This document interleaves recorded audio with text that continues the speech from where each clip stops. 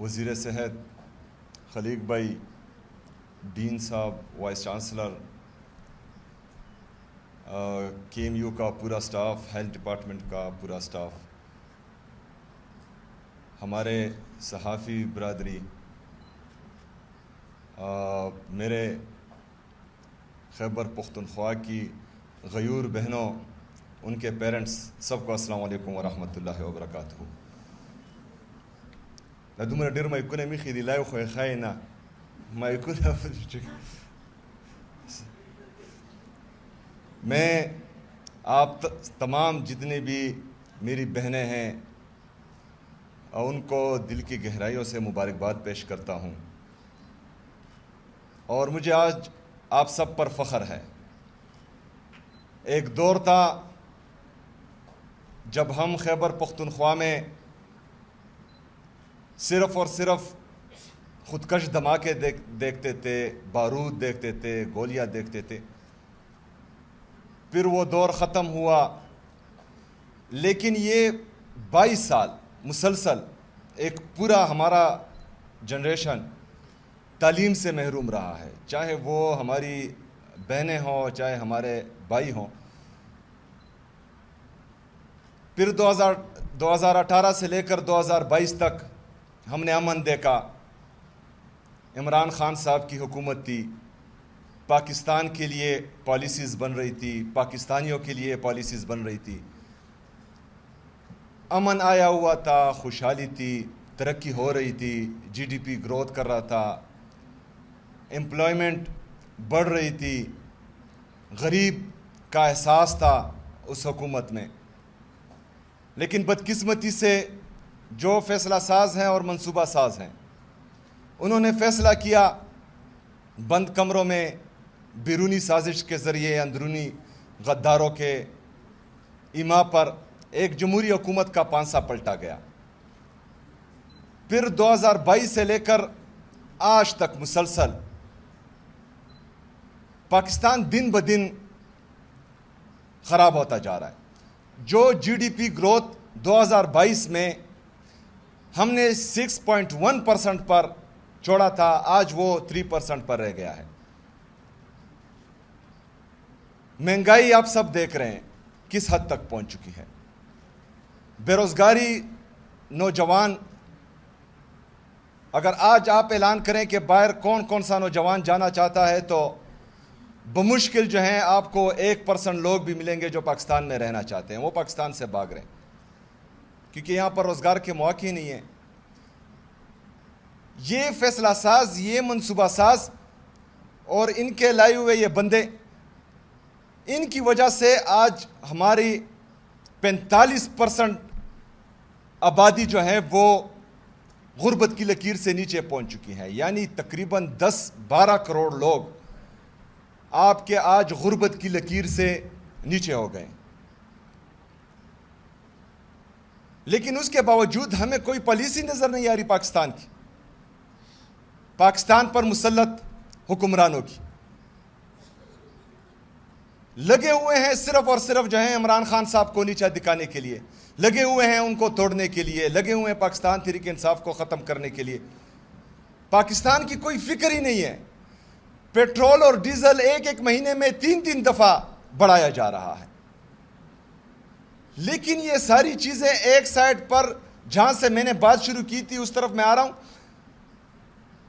2022 کے بعد فیصلہ کیا گیا کہ یہاں پر جو ہے پھر ان لوگوں کو آباد کرنا ہے جن لوگوں نے ہمارا امن چھینا تھا. جس امن کے لیے خیبر پختونخوا کی عوام نے 80,000 سے زیادہ قربانیاں دی، شہادتیں دی، جس میں ہمارے معصوم شہری تھے، جس میں ہمارے لا انفورسمنٹ ایجنسیز کے لوگ تھے. ہم چیختے رہے، ہم چلاتے رہے کہ نہ آباد کرو ان کو، دوبارہ نہ لاؤ ان کو، ہمارے صوبے کا امن تباہ نہ کرو. کہتے تھے جھوٹ بول رہے ہیں. لیکن اس کے بعد کیا ہوا؟ وہ لوگ آئیں، آپ لوگ دیکھ رہے ہیں، ملٹری آپریشن زبردستی کیے جا رہے ہیں، ڈرون اٹیکس میں ہمارا کولیٹرل ڈیمیج ہو رہا ہے، معصوم لوگوں کو شہید کیا جا رہا ہے. پرسوں عالم اسلام کے لیے بڑا سانحہ تھا، شیخ ادریس صاحب، ان کو شہید کر دیا گیا. تو یہ ہمارا نقصان ہے خیبر پختونخوا کی عوام کا، خیبر پختونخوا کا. لیکن یہ پالیسیز چلتی رہے گی جب تک آپ لوگ اٹھیں گے نہیں، آواز نہیں اٹھائیں گے. آج میری یہ بہنیں محنت کر کے یہاں پہنچی ہیں، میرٹ پر پہنچی ہیں.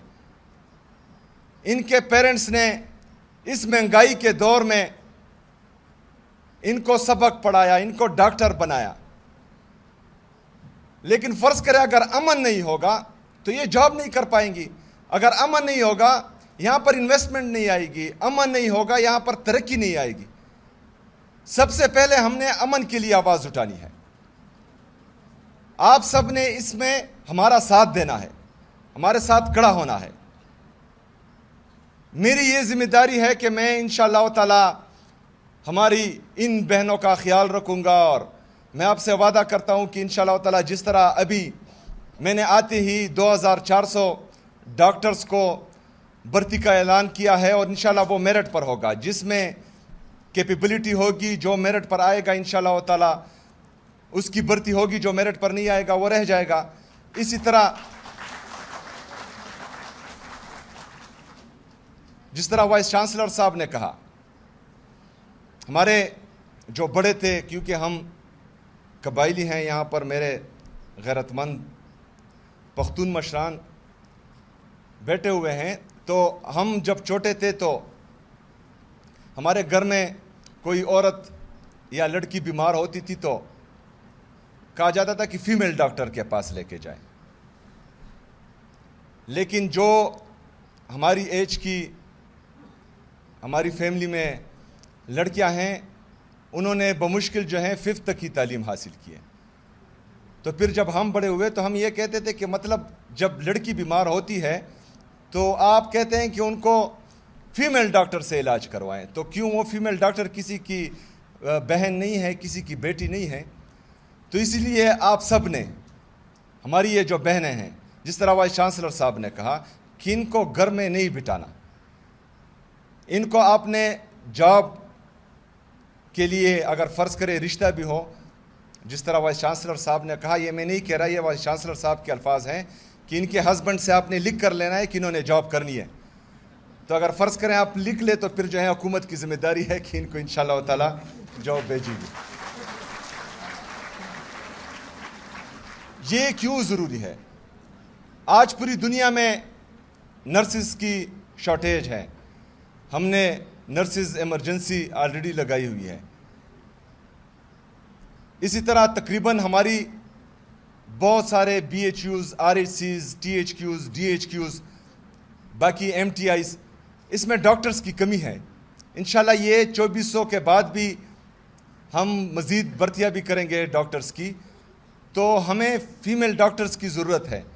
تو آپ لوگوں نے سب سے پہلے گھبرانا نہیں، پھر اپنے حق کے لیے کھڑے ہونا ہے. انشاءاللہ تعالی ہم آپ کا ساتھ دیں گے. میں بہت خوش ہوں آج یہاں پر ہماری مرج ایریا کی فیمیلز بھی ہیں.